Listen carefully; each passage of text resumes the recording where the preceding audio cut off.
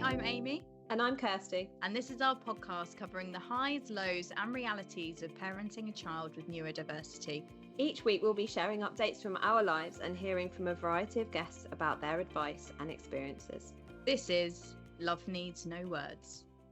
Hello and welcome to this week's episode of Love Needs No Words. Today we're joined by Charlotte Mountford. Charlotte was a specialist autism teacher for over 20 years in the UK and overseas, and is more recently a Neurofirming Autism Education Consultant and also part of a neurodiverse household. Charlotte, thank you so much for joining us. It's great to be here. So let's start by learning more about you. So how many children do you have and who is neurodiverse in your household? Okay, so we've got 3 boys. The eldest, James, is about to turn 18. Then William's 15 and Andrew's 13. So the younger 2, William and Andrew, are both diagnosed autistic. And James probably should be. He was assessed, but the school he was at the time didn't give very good information towards the assessment. So he got a kind of wishy-washy, he's got social communication difficulties and he might need support with this, that and the other, but he didn't quite meet the threshold. And now he's really aware of that and kind of just goes, well, I'm exactly like the others, so I probably am. And he's in a really good place at the minute, so doesn't really feel like he needs to get a diagnosis, and we kind of talk about it every now and then and just always say, if you ever do feel like you need it, then we go there again, and that's fine. William, the middle one, I knew from when he was about 4 or 5 months old. I really, really knew there was just something different. Sensory-wise, he just couldn't cope with anything, and he would spend hours in the night screaming, but he wouldn't want to be held, but he wouldn't want to be put down. He just, like, nothing was right. And it took until he was 9 to get a diagnosis. And it was just such a struggle because he's very, very bright. He was always slightly behind with his milestones. So he was just about to be referred for speech therapy when he was like 18 months, 2 years. And then he suddenly picked up a load of words and they were like, oh, no, we don't need to do that now. And then he started school. And everyone would say, well, he doesn't have any firm friends, but he's always with a group. And then I would like watch him, you know, when you get to school and they're finishing off the day, and I'd watch and I'd be like, he's not with a group. He's following others around, or he's on the edge of everything. Yeah. And that's what he always did at nursery. He liked to stand back and watch everything until he knew exactly what was going on. And that just carried on. And then when we moved abroad, he was 7, so he was at the end of he was going into year 2, so the curriculum like steps up. We obviously moved him to a completely new environment, and that was when like he couldn't mask anymore in school basically, and it kind of all went downhill. And then people would actually listen to us of like, it's not okay, something is different. So yeah, that was a really long, hard slog, and it was really difficult for me because I was a specialist in autism. All the teachers and the Senko would say, oh, but you just know too much about it. You know too much. So you're just seeing things that aren't really there. And I was like, oh, that's so gaslighting. Like, it just made me feel so crap. Like, either I'm really shit at my job because I don't know what I'm talking about, or I just don't understand. And you would never say that to someone about, I don't know, if your child had asthma, you wouldn't go, oh, well, just because you're an asthma nurse. No. The fact you're struggling to breathe. No, that's just, you know too much. Yeah. Like, it's so peculiar. And I found it really hard as well because I would go to meetings for other families and feel really skilled and able to explain the difficulties their child was having and really stand up for them. And then I'd go to meetings for my own children and feel really de-skilled because everyone would like question everything I suggested. It was bizarre. Where did you go abroad? Because were things different over there? Was it easier or harder or the same? So we moved to the Falkland Islands, which is 8,000 miles away, down at the bottom of South America, but is a British overseas territory, so a lot of things are very similar. So the education system is very similar, and I was the SEN teacher at that school. Oh, wow. So that was really different because I was the expert and I was the parent, and kind of that had its own difficulties. But I firmly believe that the only reason we got the three of them is that all three of them were assessed while we were there, and the only reason we got them assessed was because we were there. I think they would probably, we would maybe have got them onto a waiting list by now, but I think in UK schools they would have just been the last sort of priority, because they do manage academic wise. So schools are like, oh, well, they're doing great, we don't need to worry about it.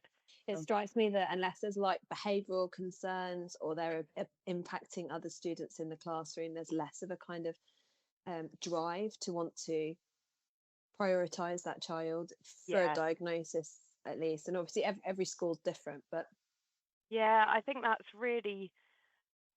just where things are at the minute. I think because waiting lists are so long, because budgets are so stretched, unless they're causing disruption, then so often it's just not a priority for people. And especially if they can mask, like you said, that your son could to a set, to a degree for a time, then then there's a disjoint there, isn't there, with the schools not being able to really support the parents, and the parents appearing not to have a voice in that kind of process, which just must be so frustrating. I haven't experienced that because my son doesn't mask. He is as you see him, and so we fortunately got the help, but I've seen it from speaking to other parents that this is so common, that they feel just so let down, and exactly like you were saying, questioning themselves consistently on knowing quite how to advocate for their child, because what they're seeing at home is really different, or even what they're seeing in the park or seeing at parties or whatever isn't what they're noticing in the classroom. And then our youngest, Andrew, was really different. So he's much more explosive, I guess. So he would have real sudden angry outbursts, or they'd seem angry, and he was the sort of kid that would flip the table, flip the chairs, like completely the opposite. But we kind of had the same battle because everyone said he just was angry, and we could totally see that stemmed from his anxiety. But his reaction to anxiety is that kind of fight system rather than anything else. But again, like, it took ages for anyone else to recognize that, rather than just, he needs support to manage his anger. But actually getting to the bottom of why that was happening took a long while as well. Do you think things have got any better? Because obviously that was a little while ago. Do you think things are any better now than they were 10 years ago? So I think it is so dependent school to school, from what I see.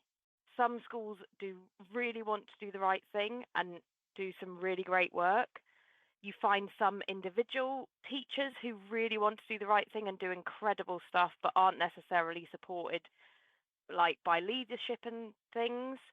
And then there are some schools who just still don't seem to get it. And the amount of stuff that is just labelled as a just behaviour. Do you genuinely think children choose to be that distressed? Like, I find it so strange that you could even think that is a thing. Like, can you not see there must be something behind it? And it might not be SEN, it might be that there's awful things happening at home, or, that family members are ill, or all sorts of things.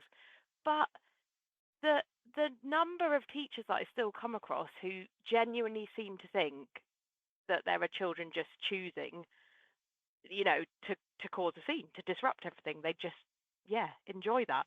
I find it bizarre.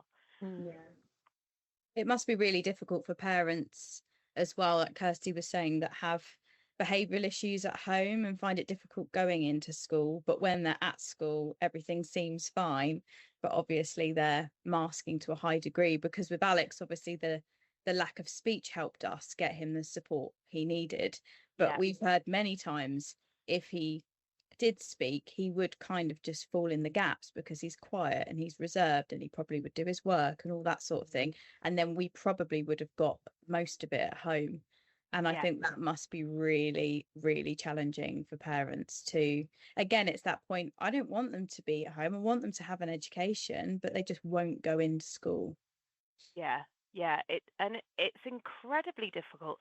And, for a lot of those parents, they might also have had a tough time at school, like for one reason or another. Yeah. And so managing that system anyway can be really like traumatic for some people, but challenging for a lot of people.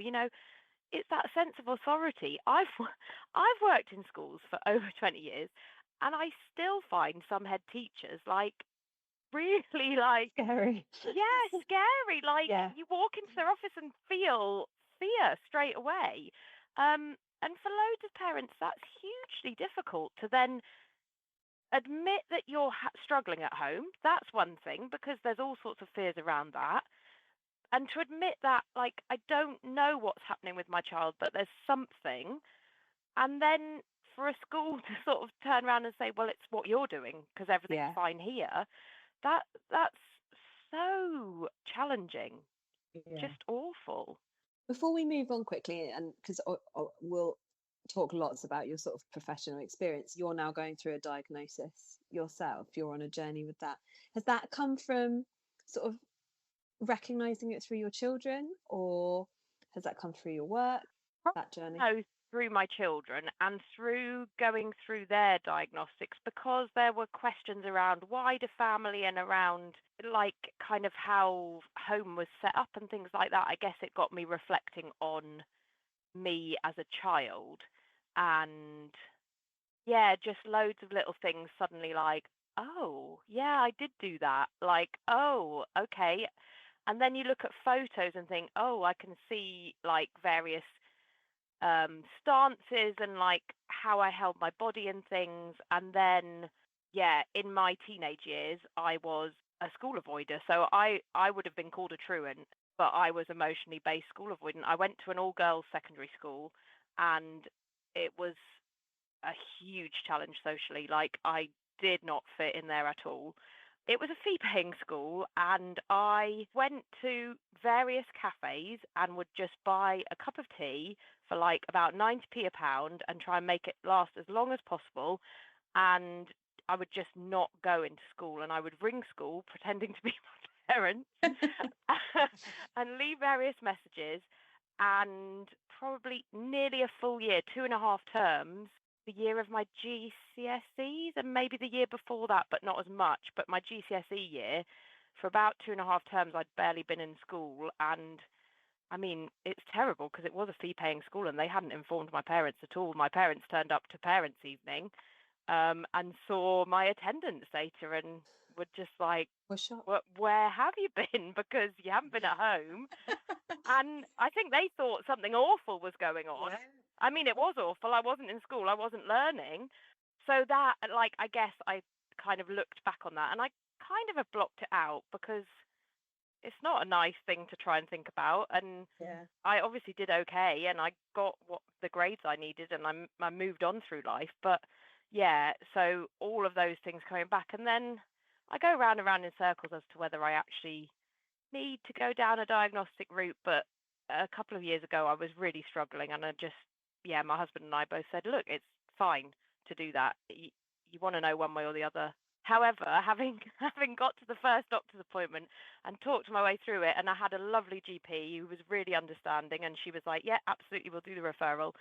I've been on the wait list now for 2 years, and I know I need to go back and ask to go on the right to choose pathway instead. But the executive functioning of getting another GP appointment, going through all that again, trying to sort it out, it's just like, so whether it ever happens or not, I don't know.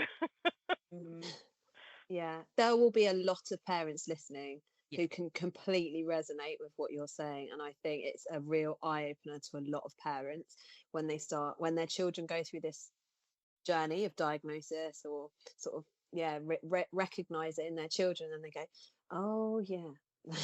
That's why I found school really difficult. I found concentrating at school really, really hard. I went to an all-girls school.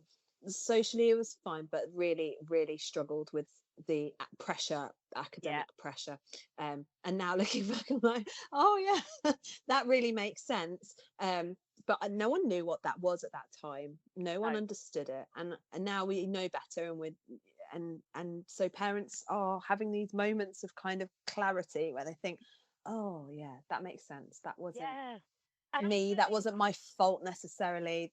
yeah, There was something bigger going on here. yeah. Yeah. And I think for a lot of parents, the parents that don't necessarily see neurodivergence in their children, a lot of the time it's like, well, but that's just how I am. I'm like that. So that, Mm. and if you've only had one child or that's your only experience, That's normal to you. It's that's just typical. normal. That's how Yeah. I am. So why is anyone else saying? And again, that can then be that realization of, oh, yeah, that is normal for us as a family, but it's not necessarily everyone's experience. But I also speak with adults who are like, but I know that I'm like this, and I don't know what a diagnosis would achieve for me. And I think that's totally fine as well. Yeah. Like if you've got that self acceptance, that's brilliant. Yeah. I don't know why, but I really just need someone else to go, yes, we see that. Yeah. Yeah. And I don't It's know why that is, validation though, but isn't it? yeah, Yeah. yeah, Yeah. And I think it depends on the impact that it's having in your life at that point. You mentioned that you, a couple of years ago, you were having a difficult time, and that kind of maybe triggered you wanting to explore that a little bit more. If it's not massively impacting in your life, you found coping mechanisms or whatever, then you're Yeah. probably less motivated to want to do that, or yeah, to feel the need to do that. But that's not to say that that won't change in years to come, and that's yeah. fine. Yeah, absolutely. You talked there about being a SEN teacher with over 20 years experience, and now you're a Neurofirming Autism Education Consultant. For those that don't know, what is that, and sort of what do you aim to achieve through your job? Once we moved back from the Falklands, I worked as a specialist autism teacher for two different local authorities over time. And that role involved going to different schools to support individual pupils or to support the staff working with pupils to train them up, as well as providing training to schools more generally and sometimes supporting families. And I loved that role. I really, really loved it. You could make a big difference in a lot of cases, getting things right in the classroom for individuals so that they could manage in a mainstream setting with extra support. We also worked setting up some autism classrooms within mainstream schools, so kind of those additionally resourced spaces that then children might access through an EHCP. But what I found really hard was working for the local authority. Every local authority has their own kind of additional rules around access to things, around what you have to have in place for an EHCP, around how you might access education away from school, and they don't all necessarily follow actually what's legally binding. And I found it really frustrating basically having to lie to families to say, no, you can't access that through this system, or you have to have all this in place before you can apply for an EHCP, when actually the only two things they should check is, does the child have SEND, and do we therefore think they need extra support? One of the local authorities I worked with said that children had to have 2 terms worth of evidence of support in school before you could apply for an EHCP. And legally, that's not true. But when you're working for them, you have to go by their rules. And I found that just increasingly hard. So in just this summer, I handed my notice in, and I've kind of set up to work independently to do the bits of that job that I always loved, basically. So I work with schools who want training. I work with, I'm doing more work now with families and young people. So I work with quite a lot of young people unpicking what their diagnosis kind of means for them personally, which I just love doing. It's just seeing their understanding grow is just incredible. I work with a lot of families doing some advocacy work, doing some work maybe observing their children in school, and then supporting them to ask for what they think their child needs in school. And then I'm also setting up a sort of online membership for individual teachers who maybe their school isn't prioritizing autism training this year, but they as an individual want to upskill. So I'm designing some online training that then individuals can buy into. So it's kind of a real range, and it's still growing and adapting because, people come and ask, could you do this? And there are some things that I'm like, no, that's absolutely not for me. But if there are things that I feel comfortable and think I've got the knowledge for, then I can kind of adapt to, yeah, what's needed. So it's still very new, but it just means that I can be fully truthful, and I can say to parents, yeah, the local authority might be asking for that, but actually, if you look on IPSI, or if you go through the actual legal frameworks, you don't need any of that. You can make that request now. We can gather that evidence without, whatever they're putting on top. So yeah. Parents really need that because it's Yeah. such a minefield. Yeah. I got really, really lucky actually in finding Amy, or knowing Amy actually when Yeah. I was going through the AHCP application, because she'd been started to go through it. I don't think you'd fully got Alex's at that No. point, but you'd at least had more understanding than me, and we were supported by a really fantastic Senko at our nursery. I got lucky, but I am so aware of how many people aren't in that fortunate situation. And unless you can stumble across someone who might know a little bit about it, or you're actually in a place where you want to talk about it, all these things have to come together for people to be able to access that. And it's absolutely mind boggling. I still am like, when they talk about EHCP reviews, and I'm like, Yeah. it's really hard, and I think, am I doing what I need to be doing at these reviews? Am I asking the right questions? Am I Yeah. pushing this for this?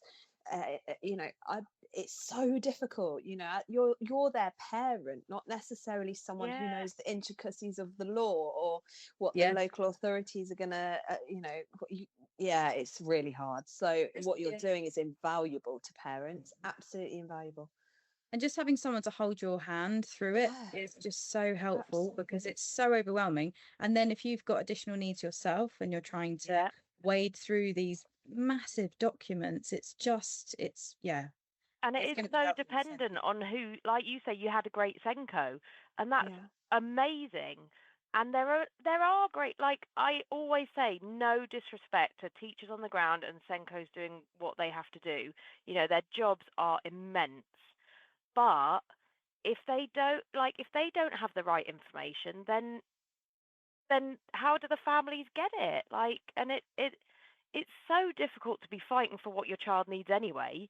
Never mind like all the jargon involved, all the what can we, can't we, where do we go for this, how do we get that? Does our authority have an OT that specializes in sensory stuff or not? It's just bonkers. From your experience, you touched on it a bit there about it depends on the school and everything else, but from your experience, what do you think needs to change going forward? So I worked my whole teaching career in special needs. So I went straight from teacher training into special needs school, and then I've worked in resourced bases in mainstream schools, and then I did my specialist roles as well. And things just go round in cycles. So it's almost like not fashionable, but like what gets pushed by the government, I guess, at one point, then will suddenly fall out of favour. So when I first started working, special schools were like the gold standard, and that's what they were pushing. Like children with special needs should not have been in mainstream schools. That was the kind of rhetoric then. And then we've kind of swung so far the other way that actually some of our children do need something different, and yet now there are barely any special school places, and there doesn't seem to ever be any balance. Obviously, funding at the minute is the huge issue, and there needs to be more funding across the board. But I so strongly feel that we need more specialist settings, and not just for those children with the most extreme needs. Actually, some of our, more middle of the road children do still need smaller environments. Yeah. 30 children in a class is huge, Hmm. even for the academically able, those children with no additional needs. That classroom experience is really busy. And secondary schools, especially, um, some secondary schools, even when I go in to visit them, and you stand in the corridor at lesson changeover and you just I just want to stand with my back to the Yeah. wall because there's just, and it's not that the kids are disrespectful, they have to get to their next lesson, otherwise they're going to be penalized with this and this. They're all just on the move, but it's massively overwhelming. Yeah. And I really feel that there needs to be significant development in special school places, but the thing is, that doesn't happen overnight, does it? I mean, like everyone, we're waiting on this white paper, aren't we, that supposedly was going to come last month, and then they've delayed it till spring, whenever spring counts as, because it's massively worrying what changes are coming. Mm. And all the little bits you hear, it's so unsettling for everyone, isn't it? For parents who've got EHCPs, for parents who are trying to get EHCPs at the moment, for schools as well. What are they going to be expected to do next? It's like, Yeah. yeah, Teachers, yeah, because they're finding it really difficult, and people are leaving teaching yeah. And teacher more workload than is, ever. is just huge. And being inclusive is great, but I really worry that often it ends up just being have the children in the same room and that's inclusion. And actually, that's not It's inclusion not. for anyone. No, and you can get wonderful teachers who are so behind your child. But the fundamental crux of it is, if you've got your child, and I see this in Max, if you've got your child in a room with 29 other children, it's just too many children. So no amount of that teacher can try and try and try, but they can't change the environment Yeah, that child is in. And yeah, like 30 is too many children for Max to be in. 100%. He would thrive far more in a smaller environment. They're like gold dust. So, yeah, yeah, absolutely. trying to find that for a child who is, like you said with your boy, like academically able, not falling behind academically, so then they're not a priority because there's not that evidence there. So hard, so So hard. hard. And I think it's so short term as well, isn't it? Because that emotional side and that mental health side, if we don't look after it when they're little, that has an impact further on. We're going to spend that money somewhere. Yeah, And rather than delaying the spending problems. it repairing broken children, why aren't we putting it in the first place Yeah. to give them the right setting to thrive? You also look at the positive support that's out there. So, what are some of the things and places people can turn to for extra help and guidance when trying to get their child the right support? So I am currently working with an organisation called Grove. They are an autistic-led organisation, and they are all about giving autistic young people basically autistic community. So they run online groups based on different interests. They also do one-to-one mentoring for young people, from like 6, 7 up online, all with autistic adults. And it's just honestly the most joyous thing. I think so often I work with teens who will say, but I don't know anyone autistic. And that's part of their real struggle when they get diagnosed is I don't know anyone like me. And however much you say, well, there will be, like in your class, there will be, in your school, there 100% will be. Grove gives those young people a chance to actually meet each other and actually discover their connections with other people who are like them. So that's an amazing organisation. I think often it's finding more local stuff, isn't it? Like finding those nutshells of local charities or local parents that have set up groups. Yeah, there's a great one up here in the Northeast called the Toby Henderson Trust, and it was originally set up by a mum. Her son, Toby Henderson, who has just turned 30, was diagnosed autistic when he was 4 or 5, and there was just nothing locally. So she set up this charity, and now they're an amazing organisation. They offer private diagnosis, but again, they run groups for kids, and they run support groups for adults and things. So it's finding those local connections, really. The National Autistic Society does have a directory online, so that's often a good place to look, because a lot of those little ones will like register on there, so that you might find something local that way. But I've always found it's that connection, isn't it, with other parents that are finding things hard like you are, and it's finding those sorts of connections. And I never did when my boys were little, and that was part of what I really struggled with. Was I genuinely, I remember posting on Facebook one day, and this really stands out in my memory. I posted, I wish I could wear a head cam for 24 hours, because then people might actually see what our lives are like. And I genuinely wanted to, because I couldn't imagine that anyone else had a household that was quite as chaotic and bonkers as ours. And I would actually, I should probably have done it, because I bet other people would have come to me and gone, yep, actually, we're there Thank too. you. Yeah. Yeah, But thank you for being honest. Yeah. but I just felt like so isolated. And people would say, oh, well, it's because you've got 3 and they're all so young. You know, we only had 17 months between our younger 2. And that was part of it, but it wasn't all of it. And yeah, I just never kind of found that connection. I think that's so important. That was why when I first heard your podcast, I was like, I wish there'd been something like this 15 years ago. But like, there wasn't anything. There was like, social media wasn't even that much then, so it was really hard. Must have felt very lonely, actually. Yeah. So much better now that people can, like, yes, you have to be honest, and yes, you have to reach out in those ways, but there are things out there now that at least you can read, and you can follow people on Instagram, and at least just think, oh, it's not just us. Yeah, that's one of the real positives of social media, I think, in this particular situation, because you just want to build community, whether it be for yourself as a parent or for your child. And our boys are still quite small, and I wouldn't necessarily want to speak for you, Amy, but I feel like I'm not quite there with Max in terms of having to navigate the complexities of him recognizing maybe some of the differences, or he just doesn't quite understand the complexity of friendships or anything. Yeah, he's not there, so he doesn't really see it, I don't think, quite yet. But there will get a point where he will start to, and then trying to find those people for him and help support him, because he might not find them in his classroom, he might not find them in his year group, but there will be other people like him.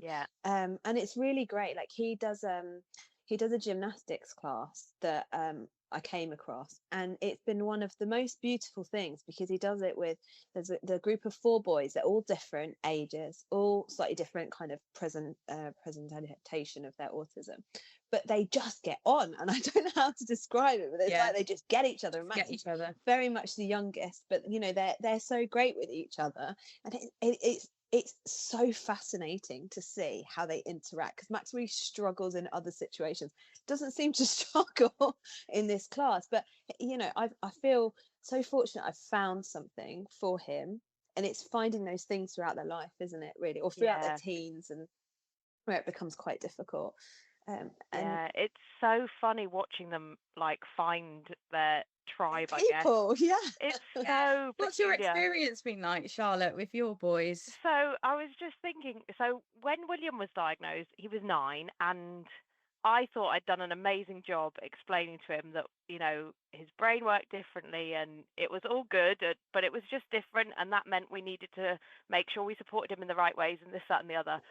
And I totally thought he'd got it. And then it was probably about 6 weeks later, and it was Autism Awareness Day, and the head teacher did this big presentation in assembly about autism, and we were having dinner that night, and William suddenly piped up, I've got something important to share with you. And we were like, all right, yeah, okay. Like, they never share anything about their days, even now. Like, it's like pulling teeth. And he went, well, Mrs. Steen did this presentation in assembly about autism. And I was like, all right, yeah. Well, I think I might be autistic. Oh. And I was like, oh, okay. I was like, well, I'm really glad that you, like, it was really nice Yeah, that he'd you've seen that and recognised thought, it. oh, that is me. But whatever I'd said obviously had not Walked gone off in. a duck's back. That's brilliant. When we moved back to the UK, he was really worried about fitting into school again. And he has 4 really good friends now. And I mean, I don't know. I know from one of their parents that he is autistic, but I absolutely know all of them are. And they're just so frank with each other. And sometimes, like, if I hear them on the phone to each other or on FaceTime or if they're around at ours, I honestly feel like they are, like, it makes me uncomfortable how just they're so blunt with each other, and I'm like, oh, that doesn't feel very comfortable. But they absolutely love it. And then, like, when they're ready to go, they just literally get up and they're like, right, bye, and we'll walk out, and you're like, oh, have you upset him? And they're like, no, he's not upset. He's just going. He's had enough. He's going. Yeah, I'm like, he's decided in he's off. some ways, I wish I could be more like that. None of this, like, oh, I'll have to go. Oh, I've got things to do. They're just like, yeah, bye. And out the door. It's brilliant. So Charlotte, for those listening that feel they could benefit from your support and guidance, where's the best place for them to start? And maybe give a few examples of when people might come to access your support.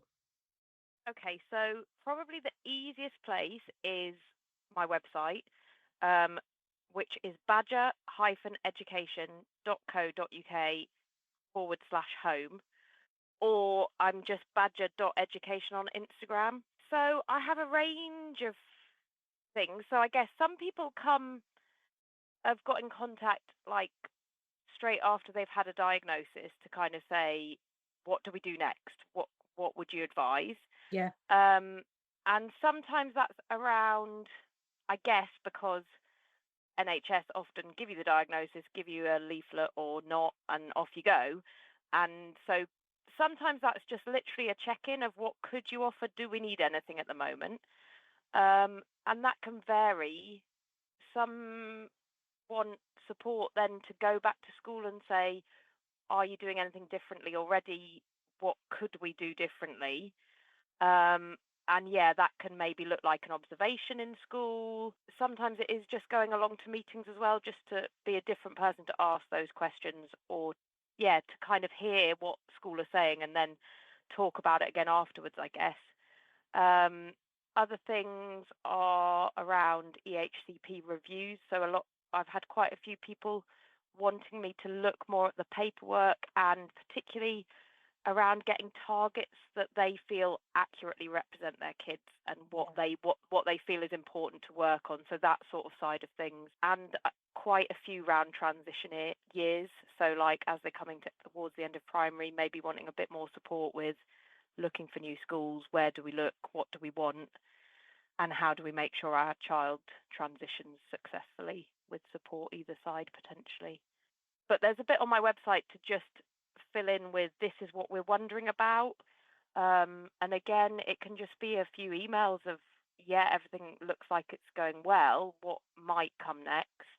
Or, that can lead to much longer bits of work. I've had a really interesting one recently that's been lovely, was the parents wanted some support to get the grandparents a bit more on board. Mm-hmm. And to start with, I was like, oh, I feel like this could be quite hard. But actually, it was lovely. And the grandparents wanted to know so much. It's been one of my favourite bits of work. It's just been really, really lovely. Because sometimes that wider family bit is so hard. I remember with mine, like we would be trying to put particular routines in place at home, and then they'd go and stay with someone, or they'd go out with my brothers for an afternoon, and everything would go to pieces because they didn't have any of that. Yeah. And actually really getting everyone on board of, we're not just doing this because it's fun, because it's not fun, but actually they really need these structured things, and you need to do that as well, or it's not going to work. Yeah. It's having that understanding, isn't it? I think we've all been there. I think many people listening have had the experience of, and it's no fault of their own, but it's the lack of understanding, and just them having all that information but broken down so it's easier to understand must have been so helpful for the parents and for the grandparents, and ultimately for the child as well. So Yeah, but Yeah. that was lovely to do. Do you just work with families up north, or can you cover all over?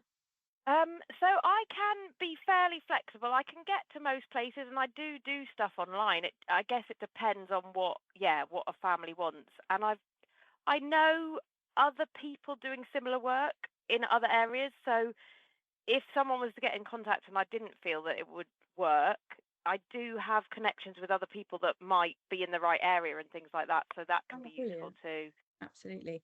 So finally, Charlotte, what advice do you have for parents at the start of their journey from a mum's perspective and from a professional side too?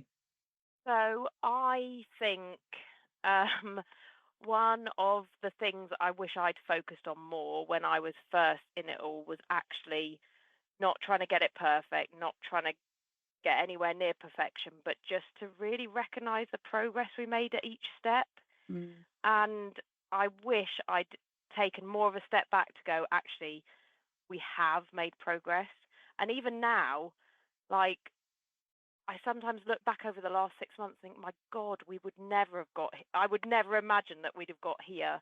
And I think that's so important, giving yourself that breathing space of we have made progress, and sometimes it'll be tiny things. It's so easy when other children might be seeming to make progress more easily to kind of forget that actually your child will be, even if it's tiny, tiny steps. And then suddenly you'll look back and think, wow, actually, a year ago, this wouldn't have even been on my wildest dreams list. And also, I still talk about this as a professional, that actually parents are the expert in their child, and to really have that confidence that you know your child better than anyone else. And I think it's so easy to think that professionals know everything because they've studied it and they're professional. But actually, for your individual child, you are the expert, and hold that ground and, yeah, say it how it is. You know them inside out. And that is really hard when people don't seem to be listening. But it's so important to recognize that you really are expert in your child. And I suppose this is where you want professionals to work alongside you, Yeah. Yeah. so that you're both taking the time to try and understand this child and best support them together. Because yeah, you reach out to professionals because you don't have all the answers, but you really want them to work with you, rather Yes. than sometimes feeling like they're giving advice but it doesn't feel quite right for your child. And keeping a note is a really, really good point, because I've only just started doing that, because I've had quite a few people saying to me over the last week, wow, he wasn't doing that, a few weeks ago or a few months ago. And when you're in it, I think you're right. You get so bogged down with everything that actually you take a step back. And I've started, writing it in my notes. And even now I'll look back and go, oh, wow, because Yeah. keep wanting more and more for them, and you just lose perspective of what they're actually doing. So that's a really, really good point. You've mentioned one story there, but is there one other story you can think of someone that you've worked with recently as sort of like stood out for you? Yeah, so a teen I worked with who was really, really struggling to get into school and kind of had lost trust with most adults. And I felt I felt quite out of my depth when I first started working with her, and she was very much shut in her bedroom. And I just blocked out 2 hours in my week where I said to her and her mum, I will be at your house, and if you want to work with me, you can come and work with me. If you want me to sit outside the room and talk to you through a door, we can do that. If you want me to come nowhere near you, I will stay downstairs, but I will be in your house for that hour, and it is an hour for you. And I had to set really firm boundaries with mum, because if she didn't want to work with me, I didn't want her to feel like I was just then talking with mum and we were talking about her. And so we set up separate meetings for that. And it probably took about 3 weeks. And I just went to the house for an hour twice a week for those 3 weeks. And I didn't see her, and she didn't want me to speak to her. And then in the fourth week, she messaged her mum while I was there and said, can she come and sit outside my bedroom door? And that was the first step. And she just said 2 words to me through the bedroom door that day. And then over the course of, I think I went round for over 6 months. And by the end of the 6 months, we were going out to a local cafe, we were getting a drink together. She was talking to me totally openly. We were setting up plans for her education. But she said to me, "You were the first person that just did exactly what you said, and your time was for me, even if I couldn't engage with it." And that was so important to her, that she just knew. And it was only once she came to trust that was happening, that is what's going to happen, and I will just be there to talk to you. And if you don't want to, that's fine. And from someone who'd lost trust with so many professionals she'd been involved with, it was just incredible. And she's now working. She loves music, and she wanted to have a package working in a music studio, a production studio. And we found one locally that she could go to twice a week with a PA that was funded through her EHCP. And now she's studying music at A level and music production. But it was just that tiny step of trust. And I think, yes, it takes time. And I think so many services, if a young person won't engage, they just say, "Oh, well, they won't engage, so we'll sign them off." That happens with CAMS up here all of the time. They won't come to counselling, so we'll just sign them off. Well, that's not helping anyone. And it didn't take, yes, it took that time, but it didn't take any more than time and building that trust. And I think that's so important. Having that trust in someone when you've lost all trust for everyone and everything in that moment. So, Charlotte, thank you so much for coming on, and thank you for all the work that you're doing, because it's going to help so many individuals and families as well. So thank you. No problem. Thank you for the podcast, because I know how many people it will be helping. I would have loved it. Thank you. Thank you.